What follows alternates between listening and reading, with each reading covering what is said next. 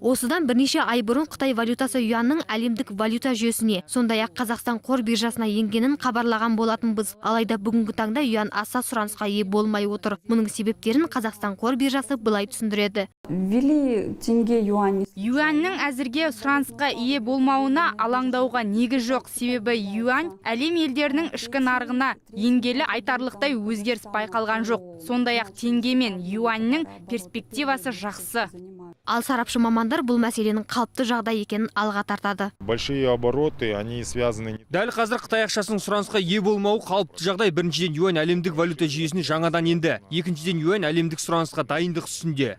Сондай-ақ сарапшылар юанның алдағы 20 жылда доллармен бәсекелес болуы мүмкін екенін айтады. Алайда мұның Қазақстан үшін тиімсіз жақтары да бар дейді. Валютный своп на Казахстан. Бір жағынан юаньнің Қазақстан үшін бір кемшілік тұсы бар. Барлығын Қытай ақшасына салып қоюымызға болмайды. Бұлай етсек аспан асты еліне тәуелді болып қалуымыз мүмкін. Сонымен алдағы уақытта әлемдік экономикада қай валютаның негізгі рөл атқаратыны белгісіз. Доллар мен еуроның бағамы күн өткен сайын артып келе жатқанын ескерсек, юанның болашағын болжау қиын. Ақбота Мұсабекқызы, Юрий Проводин, Қазақньюс, Алматы.